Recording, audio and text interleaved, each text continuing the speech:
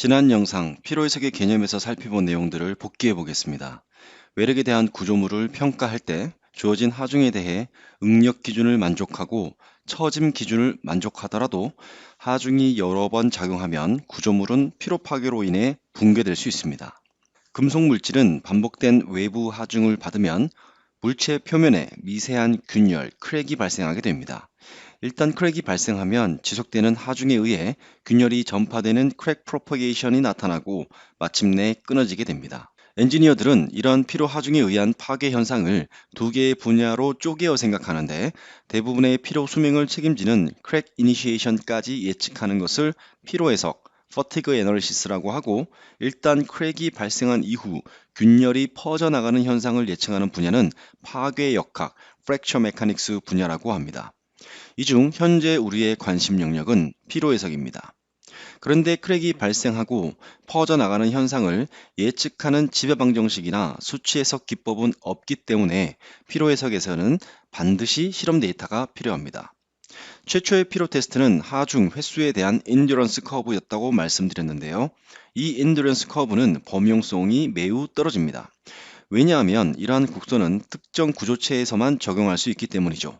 이 커브는 체인이 끊어지는 상황에 대한 정보는 제공하지만 체인의 어느 부분에 최초 균열, 즉 크랙 이니시에이션이 발생하는지는 알려주지 않죠. 따라서 일반적인 구조물에 적용할 수 없습니다.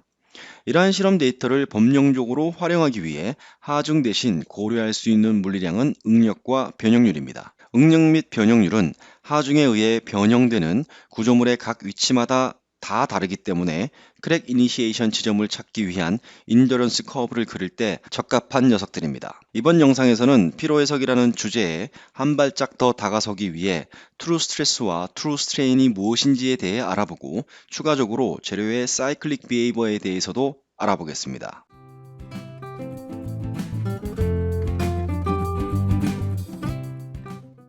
실제 현업에서 구조물에 발생하는 스트레스와 스트레인은 FEM 솔루션으로 얻습니다. 따라서 우리가 일반적인 엔지니어링 과정에서 피로 해석을 할 때 솔리드웍스 시뮬레이션, 아바쿠스, 플랫폼 구조 해석 롤 등의 FEM 솔루션들이 피로 해석 솔루션과 연계되어 활용됩니다. 비록 구조 해석 그 자체가 피로 소명을 계산할 수는 없으나 피로 해석에서 매우 중요한 보조 수단으로 활용되는 것이죠. 그럼 FEM 솔루션과 연계되어 활용되는 피로 해석 솔루션에는 어떠한 것들이 있을까요? 대표적으로 솔리드웍스 시뮬레이션, 시뮬리아 FESafe, 그리고 3D 익스피리언스 플랫폼 구조 해석 롤입니다. 한편 이러한 전용 솔루션들 역시 피로와 관련된 재료 실험 결과를 필요로 합니다. 솔리드웍스 시뮬레이션의 경우 기본적인 구조 해석 기능 이외에도 스트레스 기반의 피로 해석 기능을 제공합니다. FESafe와 플랫폼은 스트레스뿐만 아니라 스트레인 기반의 피로 해석 기능 역시 제공하며 민 스트레스 이펙트, 크리티컬 플레인 활용 등 매우 다양한 최신 피로 해석 기법들을 기본적으로 탑재하고 있습니다. 특히 플랫폼의 경우 구조 해석과 피로 해석 기능이 하나로 통합된 전용 롤을 제공하니 훨씬 편리하게 사용할 수 있습니다. 솔루션에 대해 잠시 알아보았고요. 그럼 이제 본격적으로 트루 스트레스와 트루 스트레인에 대해 알아보겠습니다. 일반적으로 응력, 변형률 선도, 스트레스 스트레인 커브는 이와 같은 시편 실험을 통해 얻게 되죠. 양쪽에서 쭉 잡아당겨서 파단될 때까지 실험을 하는데 이를 통해 탄성 계수, 항복 강도, 극한 인장 강도, 파단 강도, 탄성 및 소성 변형률 등과 같은 특성을 알 수 있게 됩니다. 이전 영상에서 소개한 적 있죠. 그리고 이렇게 얻은 스트레스 및 스트레인을 뭐라고 부르냐면 엔지니어링 스트레스 스트레인이라고 합니다.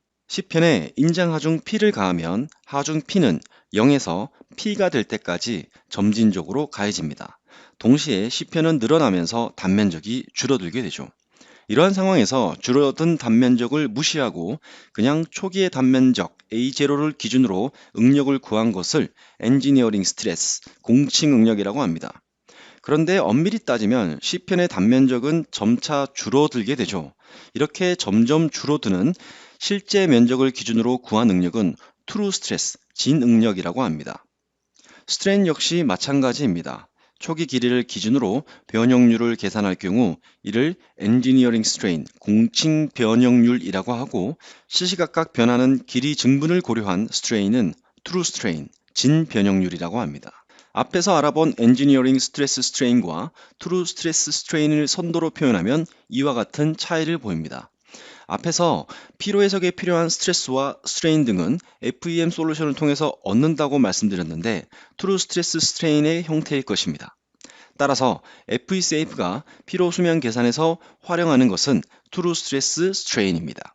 한편 피로 현상은 반복된 하중에 의해서 발생한다고 말씀드렸습니다. 만일 이와 같은 사인 커브 형태의 반복 하중이 가해진다고 가정하고 이때의 스트레스 스트레인은 어떻게 나타날지 생각해 보겠습니다.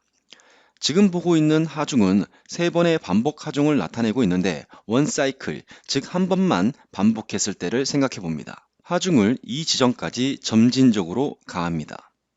그리고 가했던 하중을 다시 제거합니다. 이번에는 같은 크기의 하중을 반대 방향, 즉 압축 방향으로 가하고 다시 그 하중을 제거합니다. 방금 보았던 상황을 트루 스트레스 스트레인 커브 평면에 나타내 보겠습니다.